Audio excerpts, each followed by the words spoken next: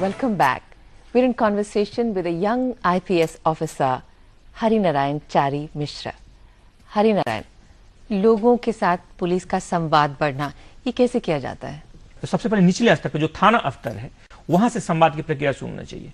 हमें सुनिश्चित किया जाना चाहिए कि कोई व्यक्ति अगर थाने में आता है, उसकी अगर शिकायत है, उसकी अगर वाकई मांग है, तो उस पर तत्काल त्वरित कार्रवाई हो. पुलिस के पास जो भी समस्याएं आती हैं, उन समस्याओं का स्वरूप देखें तो अधिकांश समस्याएं ऐसी होती हैं जिस पर तत्काल कार्रवाई की दरकार होती है.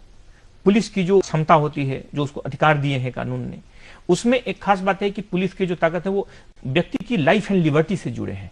बाकी जो ताकतें अलग अलग. उसमें अगर किसी व्यक्ति की लाइफ एंड लिबर्टी प्रभावित होती है तो उसको सबसे ज्यादा ठेस लगती है. सार्वजनिक जगह पर हो सकता है किसी ने उसको गाली दे, उसको 200 रुपए चोरी जाने का शायद उतना डर नहीं लगेगा, उतना उस चीज का मलाल नहीं होगा जितना उसको अगर किसी चौराहे पे किसी ने गाली दे दी, वो उसका दुख उसको ज्यादा होगा.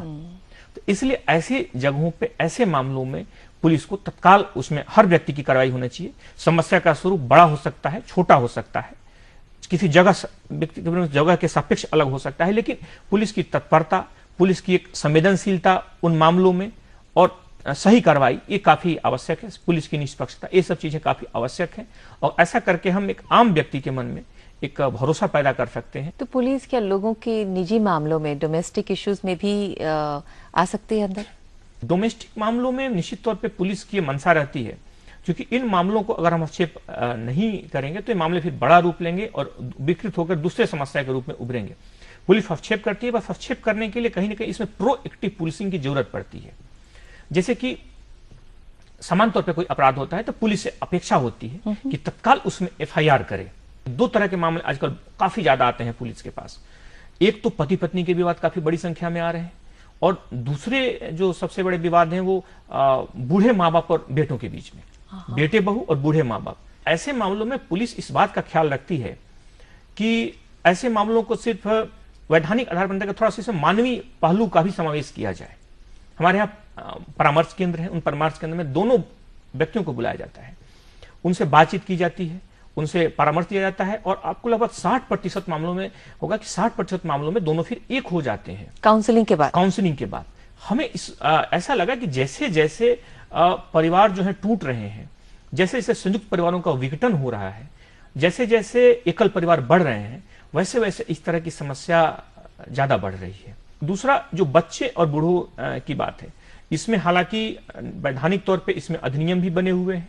2007 में वरिष्ठ नागरिक संरक्षण अधिनियम बना है. मध्य प्रदेश में भी 2009 में इस संबंध में अधिनियम बने हैं. लेकिन आवश्यक है कि दोनों के बीच में इसमें भी वैधानिक तौर पे ना करके, अगर माँ बाप के लिए आवश्यक है कि जो उसमें संपत्ति संबंधी विवाद रहते हैं, और दूसरा बेटे और बहू एकल परिवार में रहना चाहते हैं, माँ बाप उनके साथ रहना चाहते हैं, इस बात को लेकर के उसमें समस्याएं ज्यादा आती हैं. इन बातों के लिए भी हम लोगों ने कहीं ना कहीं एक मंच बनाया है. उसमें भी उनकी काउंसलिंग होती है, और उस काउंसलिंग का भी एक काफी सकारात्मक असर पड़ता है. तो कहीं ना कहीं एक जो सामाजिक जो परिवर्तन आ रहे हैं, जो सामाजिक एक तेजी से चेंजेज आ रहे हैं, जो भी सामाजिक आर्थिक परिवर्तन, जो सांस्कृतिक परिवर्तन आ रहे हैं, लोगों के लिए एक दूसरे के लिए समय की कमी हो गई है. शहरों में जैसे कि double income no child DINK families का जो प्रचलन बढ़ रहा है जिस तरीके से, तो इसका कहीं ना कहीं समाज की संरचना पे, समाज की समस्याओं पे और पुलिस के प्रति जो चुनौतियां आ रही हैं उस पे भी उसका असर फीदे फीदे दिखता है.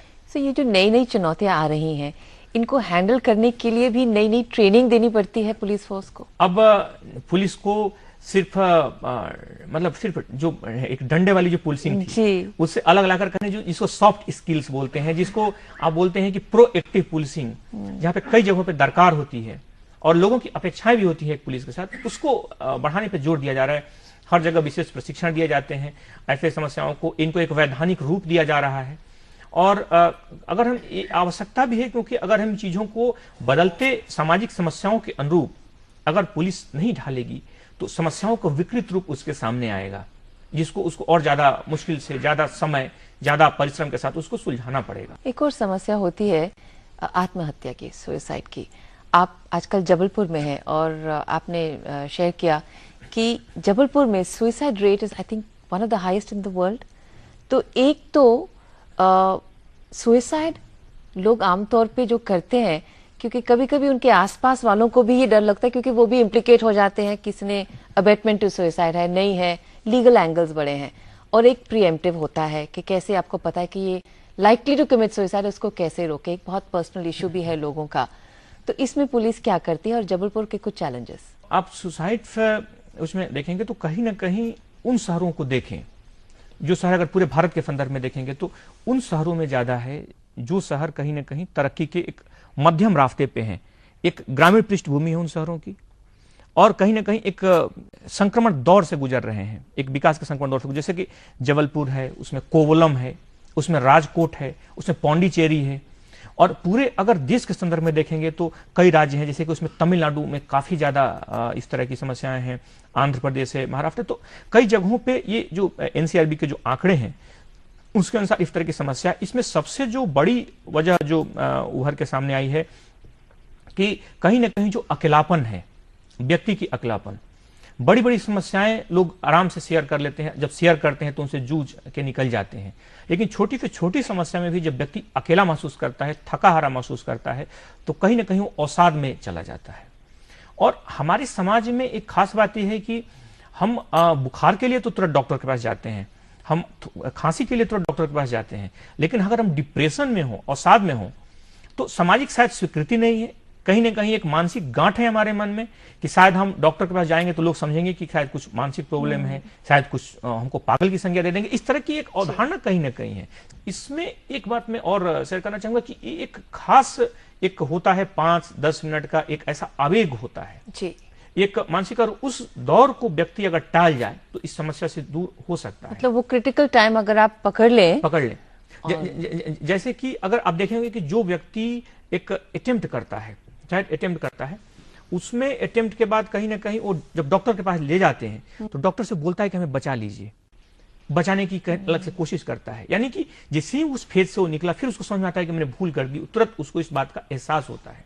एक और ब्रेक के लिए जाएंगे, जब वापस आएंगे तो आपसे जानेंगे कि कब वो दिन आएगा जब कोई बच्चा, लेडी, पुरुष, सुबह हो, दिन हो, कोई भी समय आराम से पुलिस स्टेशन को अपना मान के उसमें जाए और हक से बोले कि आप हमारे हैं, हम आपके हैं, हमारी मदद करिए।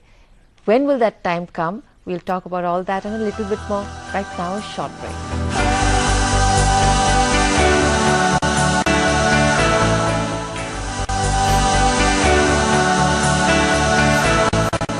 हम बात कर रहे हैं हरि नारायण चारी मिश्र जी से।